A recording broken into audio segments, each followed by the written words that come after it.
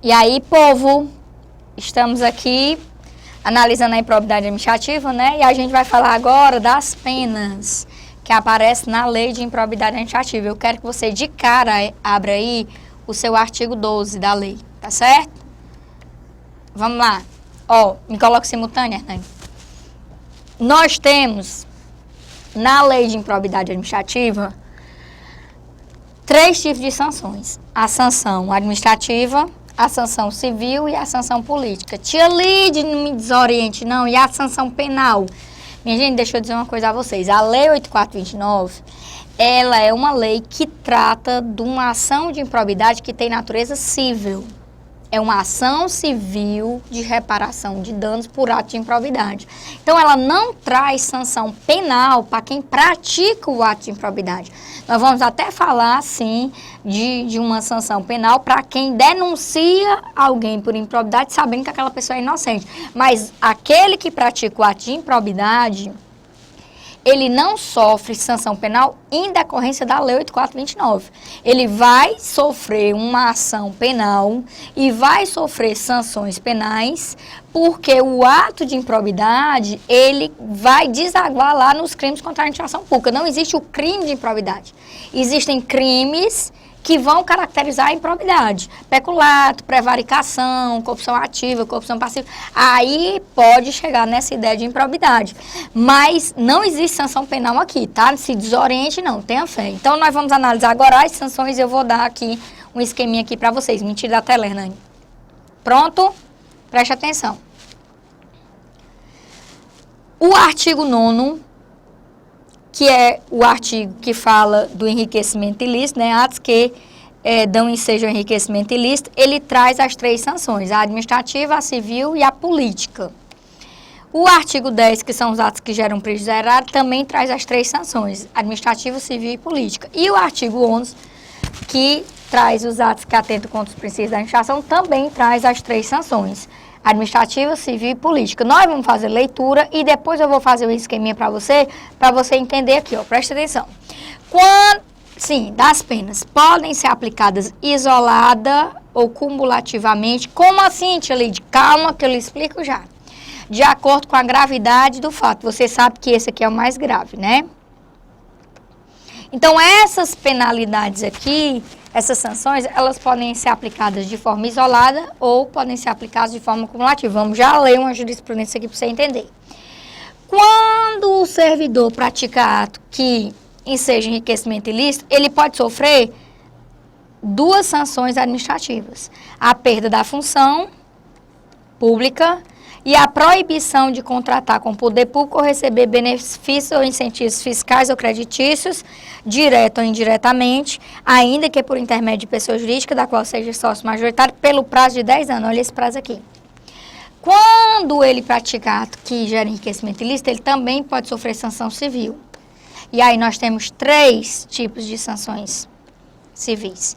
A multa, que vai poder ser de até 3 vezes o valor do acréscimo patrimonial, a perda dos bens ou os valores acrescidos ilicitamente e o ressarcimento integral do dano quando houver. E na sanção política, ele vai poder ter os seus direitos políticos suspensos de 8 a 10 anos. Então, preste atenção. São 2 sanções, podem ser 2 sanções patrimoniais, 2 civis e uma política, que é a suspensão. Não é perda, viu? Se desoriente, não, tenha fé. Se ele praticar um ato que gera prejuízo erário, aí eu tenho 2 sanções civis, administrativas, 3 civis e a política. Perda da função, proibição de contratar com o poder público, receber benefícios ou incentivos fiscais ou creditícios direto e indiretamente, ainda porque por intermédio de pessoas jurídicas do qual seja sócio majoritário, pelo prazo de 5 anos. Preste atenção no prazo. Tia Lídia, a mesma coisa, quase a mesma coisa. Sanção civil, multa civil de até 2 vezes o valor do dano, perda dos bens ou valores acrescidos ilicitamente ao patrimônio, se concorrer a essa situação, e ressarcimento integral do dano. E na sanção política, suspensão dos direitos políticos de 5 a 8 anos. Preste atenção, aqui ó, foi de 8 a 10. Aqui, 5 a 8. Aqui de 10 anos, aqui de 5 anos. A multa aqui 3 vezes, aqui 2 vezes. Tá prestando atenção, né? E quando ele pratica atos que atentam contra os princípios da administração, pode sofrer 2 sanções civis, somente 2 Aliás, 2 administrativas, 2 civis e a política. Eu sempre troco, né? Perda da função, proibição de contratar com o poder público ou receber benefícios ou incentivos fiscais ou creditícios, direto ou indiretamente, ainda que por intermédio de pessoa jurídica da qual seja sócio majoritário, pelo prazo de 3 anos. Olha aqui o prazo diminuindo. A sanção civil, multa de até 100 vezes o valor da remuneração percebida pelo agente, ressarcimento integral do dano se houver. Olha aqui. Não tem perda dos bens ou valores, do jeito das outras. E a suspensão dos direitos políticos, 3 a 5. Tia Lide, me desorientei. Deixa eu lhe dar um bizu aqui. Tô aparecendo não, né, Hernani? Me deixa fora, viu? Ó, preste atenção aqui. Tia Lide vai fazer aqui um esqueminha pra você. Tá certo? Se desoriente, não tenha fé que vai dar tudo certo na sua vida. Quando o agente pratica o ato de improbidade,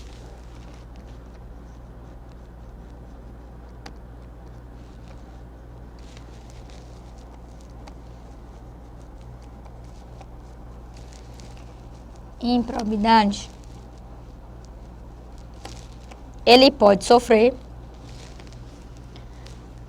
3 sanções. Pela lei, né? Porque aí, aqui, se ele for servidor público, ele vai sofrer 3 processos, né? O processo de natureza civil, que é esse, o de natureza penal e o disciplinar, que é lá na lei, né? Dele. Então, eu tenho aqui, ó, a sanção administrativa,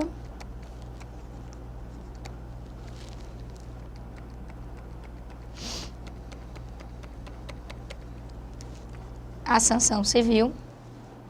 Olha o bizu.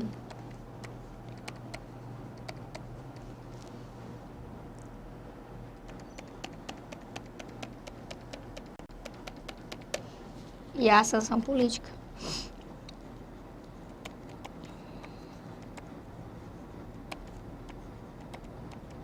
Isso aqui você já sabe. Independente do ato de improbidade, ele perde a função.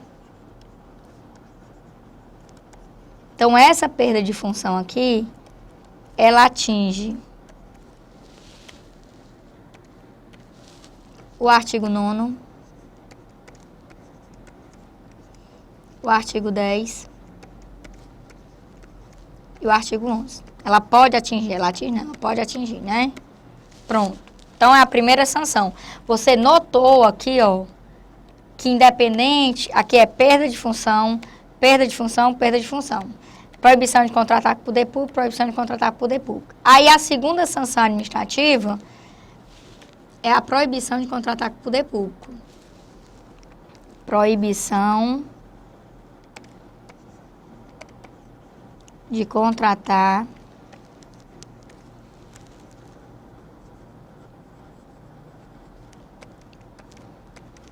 com o poder público e receber benefícios creditícios ou fiscais, né? Que você já sabe disso. Então,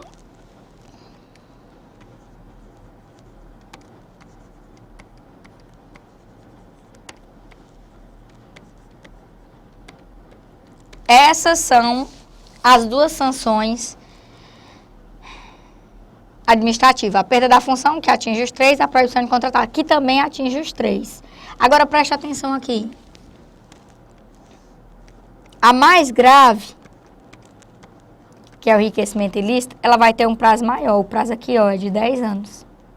Ele fica proibido de contratar pelo prazo de 10 anos. A média, que é lesão ao erário, o prazo é médio, pelo prazo de 5 anos. E a mais leve, que é o artigo 11, atentar contra os princípios da administração, o prazo é de 3 anos. Então, aqui vem pela gradação.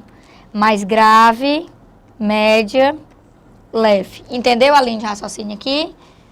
Ó, presta atenção. 10 anos, a mais grave. 5 anos, a média.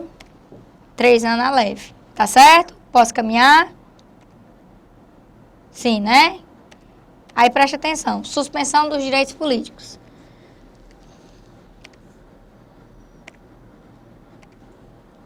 suspensão dos direitos políticos. Atinge todos os 3 atos. Aí você vem na mesma ideia. Na mesma ideia. Grave, média e leve. Tá certo? Então, o que é que acontece aqui? Ixi, isso aqui vai estar... Eu me desorientei aqui, ter bem pouquinho espaço aqui. Deixa eu ver se eu apago isso aqui.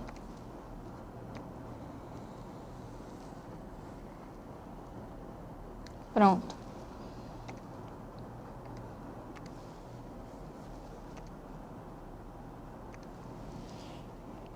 O artigo 9º, que é o mais grave,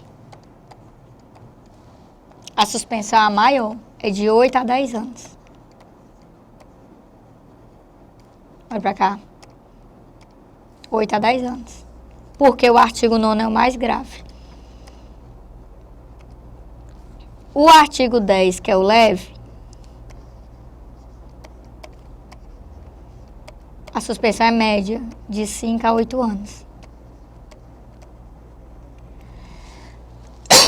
E o artigo 11, que é a leve, é de 3 a 5 anos.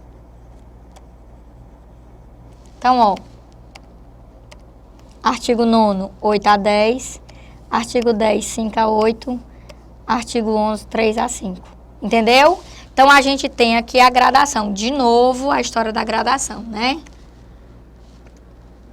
Agora, vamos pra cá. Ver se cabe.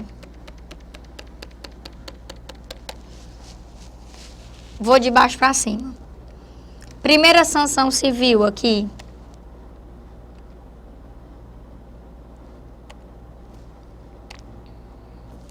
Perda dos bens ou valores.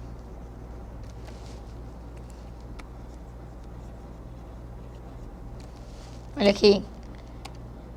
Aí aqui uma novidade.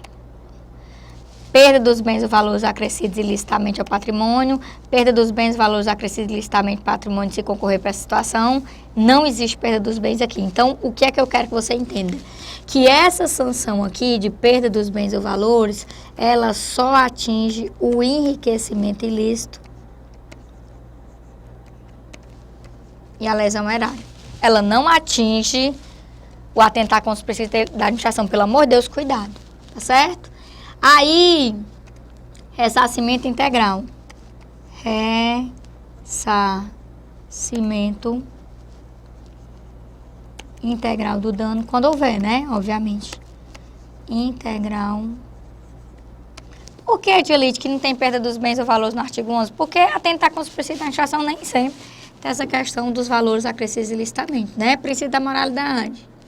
Por exemplo, ressarcimento integral do dano, se houver ou quando houver, né? Aqui. Ressarcimento integral do dano. Ressarcimento integral do dano quando houver. Ressarcimento integral do dano se houver. Então, é ressarcimento integral do dano, ressarcimento integral do dano quando houver. Ressarcimento integral do dano se houver. Então, essa é a linha de raciocínio que você tem que ter, tá certo? Aí, ó.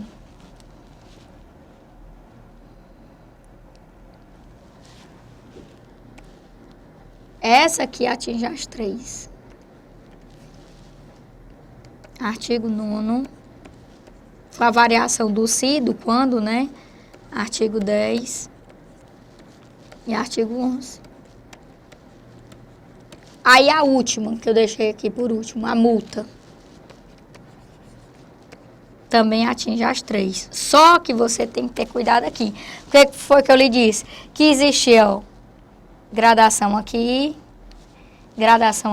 né? Existe uma gradação aqui, ó. Aí a multa aqui, que atinge os 3. Olha que interessante. No artigo 9º, é de 3 vezes o valor do acréscimo patrimonial. Olha aqui, ó. 3 vezes o valor do acréscimo patrimonial. Aí o artigo 10 é 2 vezes o valor do dano. E aqui é 100 vezes o valor da remuneração. Aí você pensa logo, quebrou a hierarquia, mas nem sempre, né? 3 vezes o valor do acréscimo, vou só botar assim, acréscimo patrimonial. Artigo 10, 2 vezes o valor do dano. Aí o artigo 11,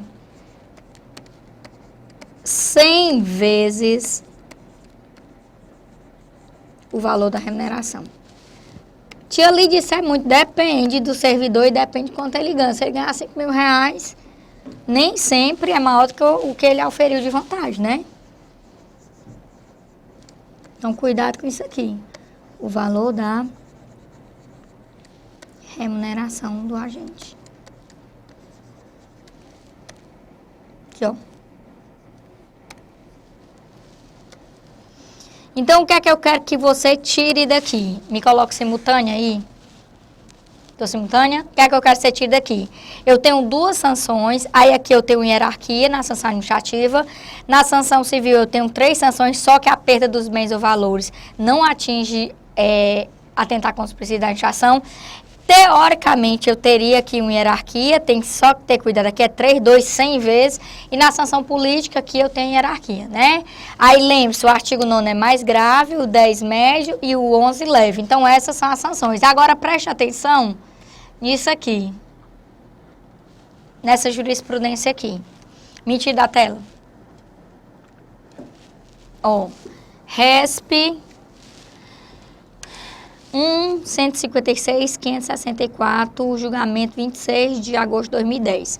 O artigo 12 da Lei 8.429 atribui ao Judiciário a realização da dosimetria da pena, tomando-se por base a gravidade da conduta, extensão do dano e o proveito patrimonial obtido pelos agentes. Então, o Judiciário analisa essa dosimetria da pena por 3 aspectos: gravidade da conduta, extensão do dano e proveito patrimonial obtido pelo agente. Nesse contexto, não há obrigatoriedade de aplicação cumulativa das sanções, cabendo ao magistrado fixar a penalidade em obediência aos princípios da razoabilidade e proporcionalidade aos fins sociais a que a lei de improbidade administrativa se propõe. Na espécie, considerando as informações escolhidas na origem de não ter havido prejuízo ao erário, nem enriquecimento ilícito, bem como o pequeno valor da contratação, R$ 4.200, é suficiente para o restabelecimento da ordem jurídica a aplicação da multa civil no valor de uma remuneração mensal percebida pelo agente público à época do ato. Então, preste atenção. Nessa conduta aqui, ele só sofreu um tipo de sanção, que foi a multa, aqui, ó. Ele nem sofreu perda da função, nem proibição, nem perda dos bens, nem ressarcimento integral, nem suspensão. Por isso que eu lhe disse que você tem que ter cuidado, que elas podem ser aplicadas isoladas ou cumulativamente. Ah, tia Lídia, eu pensei que era assim, se fosse administrativo, tinha que sofrer as 2, mas não necessariamente civil, não necessariamente política. Não, é independente total. Ele pode sofrer só uma das sanções de cada ou todas. Então, cuidado com essa linha de raciocínio, é independente e cumulativo, né? Aí, agora, nós vamos para as características da lei de improbidade.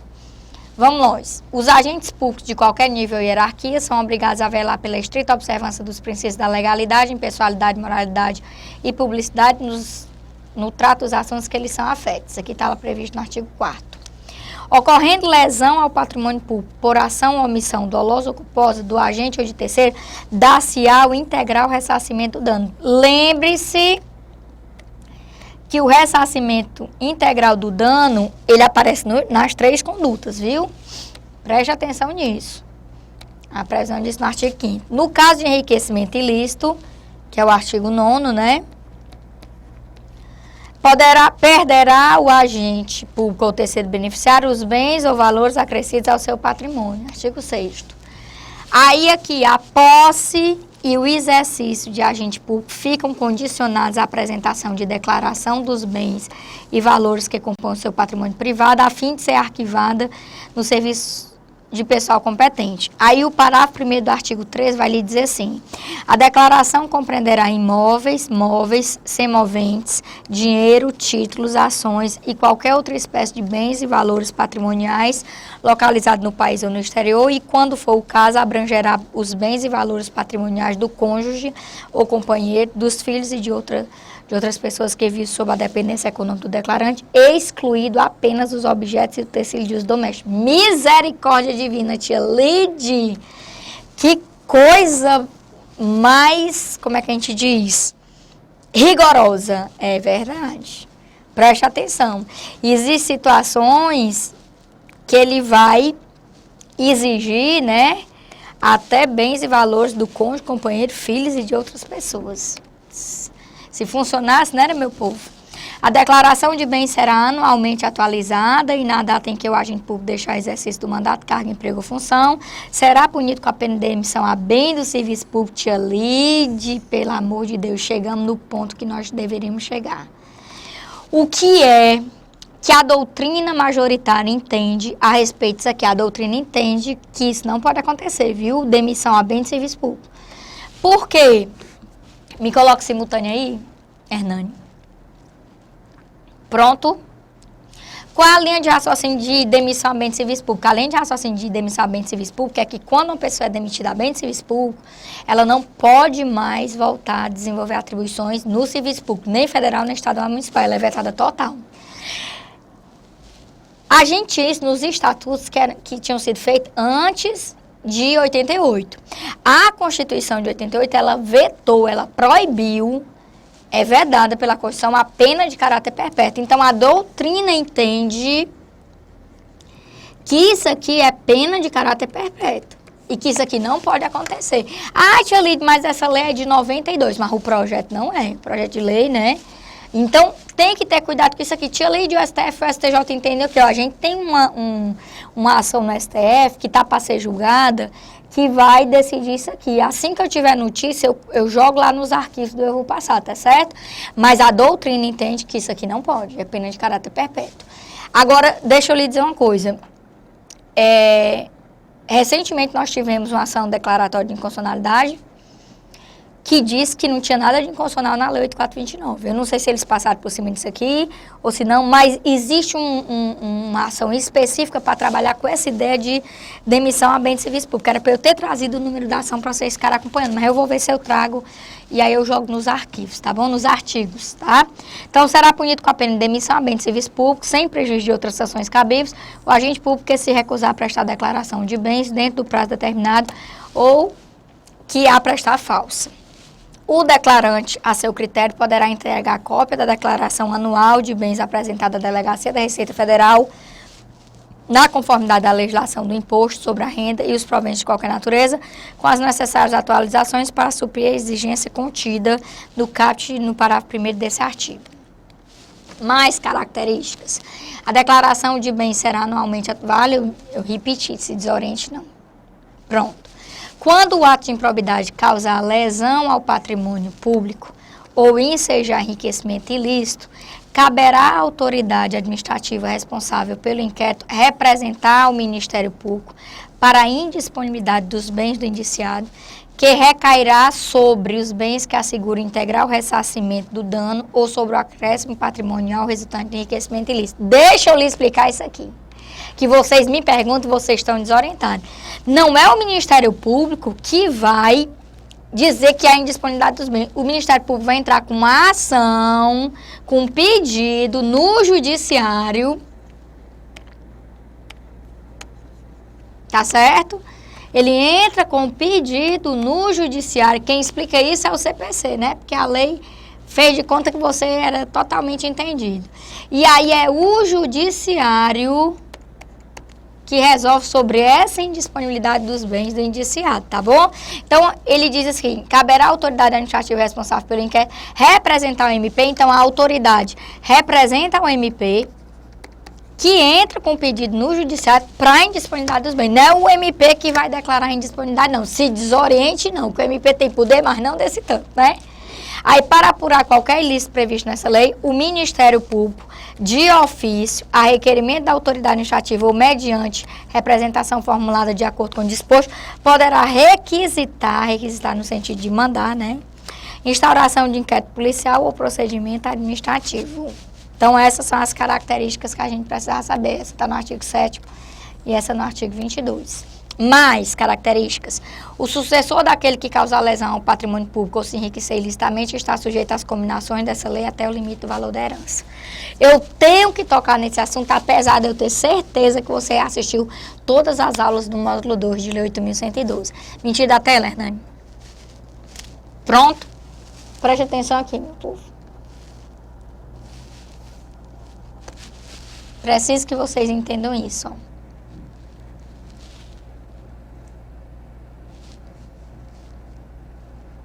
Preste atenção. O servidor público, eu vou usar a Lei 8.112 porque é mais fácil, tá certo? Pra você entender. O servidor público, ele vai praticar um ilícito. Esse ilícito é considerado um ato de improbidade. Um crime de peculato, né? Passa a mão aí no dia da administração. E ele tem um filho, que também é servidor público, mas é honesto. Trabalha na mesma repartição que ele. Aí, em decorrência desse ilícito, isso gera para ele 3 responsabilidades. A responsabilidade administrativa, que vai ser apurada por PAD.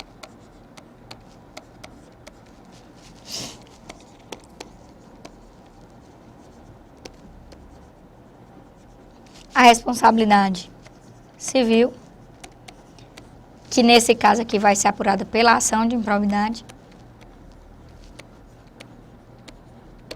E a responsabilidade penal, porque ele praticou aqui um ato de improbidade que é um crime contra a administração pública, que aí vai ser apurada no judiciário. Ação penal, essas duas aqui no judiciário e essa na administração, né? Que isso fique bem claro, né? Essas duas aqui, ó, no judiciário.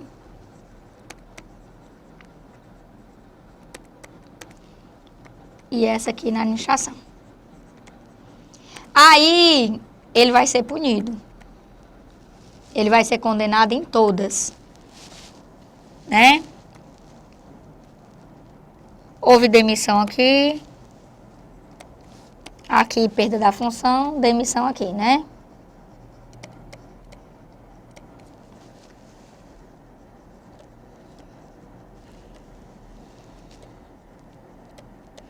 Só que aí ele morreu, faleceu. Além de perda da função aqui, obviamente, houve ressarcimento, né? Integral do dano e perda dos bens. Vou colocar essas aqui.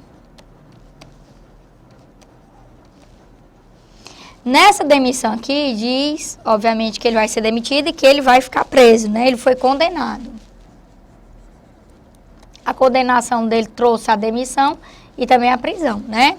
Aí ele morreu. Pergunta que não quer calar. Essa demissão passa por filho? Não.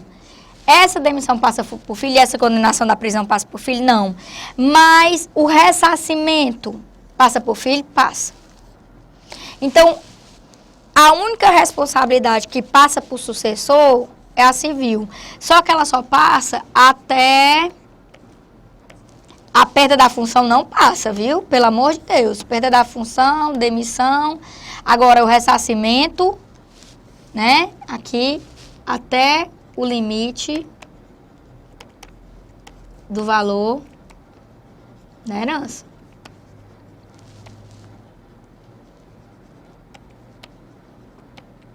Tá certo? Então, preste atenção aqui, ó.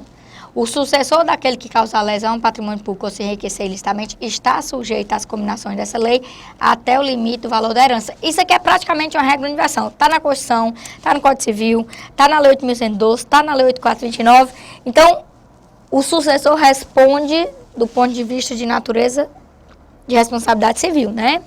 Aí, outra coisa, a perda da função pública e a suspensão dos direitos políticos só se efetiva com o trânsito em julgado da sentença condenatória. Óbvio, né? Ele só pode ser demitido depois de transitar em julgado a sentença condenatória. Aí não tem mais jeito, né? A autoridade judicial ou administrativa competente poderá determinar o afastamento do agente público do exercício do cargo, emprego ou função, sem prejuízo da remuneração, quando a medida se fizer necessária à instrução processual. Eu também tenho que lhe chamar a atenção aqui, porque o CESP não está brincando em serviço, tá certo? Então, preste atenção aqui, ó. Preste atenção no que eu vou lhe mostrar.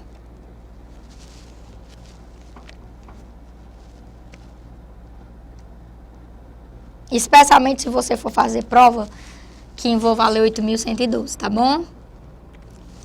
A Lei 8.429, que é a que a gente está analisando agora, e a Lei 8.112, elas vão trazer uma regra interessante, que é o afastamento do servidor. A 8.429 é mais ampla, ela fala de carga, emprego ou função. A 8.112 não, né? Então, ela fala do afastamento preventivo do servidor, para que ele não venha, obviamente, influir no procedimento, né? O que é que você precisa estar atento por causa do CESP? As duas falam desse afastamento. Esse afastamento, ele tem característica. Primeiro, ele é com ou sem remuneração? Nas duas leis, ele fala que é com remuneração. Tá certo? Nas duas leis. Sem prejuízo de remuneração. Presta atenção aqui, ó. Ele fala aqui, ó. Sem prejuízo da remuneração. Tá certo? Aqui. Deixa eu botar isso aqui para vocês não se desorientarem. Não tá aparecendo não, né? Na 8.429, que é a que a gente está vendo agora, isso aqui está no artigo 20, parágrafo único, né? Então, deixa eu colocar bem aqui. Artigo 20, parágrafo único, tá certo? Na Lei 8.112, isso aqui está no artigo 147. Tá certo? Aí, o que é que ele diz? Com remuneração nos dois. A questão do prazo. Presta atenção. A Lei 8.112 traz prazo? Não.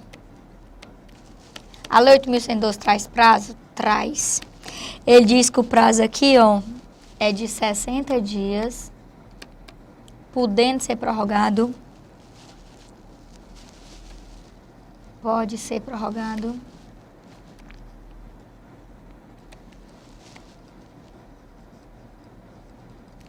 Por mais 60 dias.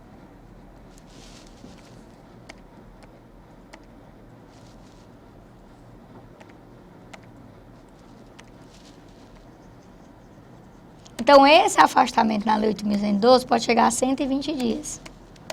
Tá certo? Me coloca simultânea aí. Estou simultânea. Preste atenção. Nas duas leis eu tenho um afastamento do servidor. Nas duas leis eu tenho com remuneração. Só que só a Lei 8.112 fala de prazo. A 8.429 não fala de prazo. Olha aqui. Ele diz assim, ó. A autoridade judicial administrativa competente poderá determinar o afastamento do servidor, do agente público do exercício de cargo, emprego e função, sem prejuízo da remuneração, quando a medida se fizer necessária à instrução processual. Não fala de prazo. Aí, o que é que o SESC tem feito? Segundo a Lei de Improbidade Administrativa, poderá ocorrer o afastamento do servidor sem prejuízo da remuneração pelo prazo de 60 dias, prorrogado por mais 60. Certo ou errado? É errado. Por quê? Porque não é a Lei 8.429 que fala do prazo. Quem fala do prazo é 8.112. Cabe ao estatuto, obviamente, se nós estamos falando de processo administrativo, determinar o prazo. E cabe ao juiz se o processo for judicial. A 8429 não vai trabalhar com essa linha de raciocínio. Então, pelo amor de Deus, cuidado, tá bom? E aí, pra gente fechar aqui, ó, características. Vocês lembram que eu disse a vocês que aquele que pratica o ato de improbidade não sofre pela lei de improbidade sanção penal, mas aquele que representa um agente, né, denuncia, sabendo que o agente é inocente, pode ser punido. Então, presta atenção, constitui crime a representação por ato de improbidade contra agente público ou terceiro beneficiário quando o autor da denúncia o sabe inocente, quer dizer, sabe que o agente público ou o terceiro beneficiário é inocente, com detenção de 6 a 10 meses e multa. Então, é considerado crime a representação contra alguém por ato de improbidade, sabendo que esse alguém é inocente, e esse crime tem detenção de 6 a 10 meses e também multa. Além da sanção penal, o denunciante está sujeito a indenizar o denunciado pelos danos materiais, morais ou à imagem que houver provocada. Artigo 19 da lei. Então, preste atenção. Aquele que pratica o ato de improbidade vai sofrer sanção penal? Vai. Mas lá na ação penal, não na ação de improbidade. Na ação de improbidade, ou ele sofre sanção administrativa e ou sanção civil e ou sanção política. Agora, aquele que representa contra agente público ou terceiro beneficiário, sabendo que é inocente, aí esse sofre sanção penal e está na lei de improbidade.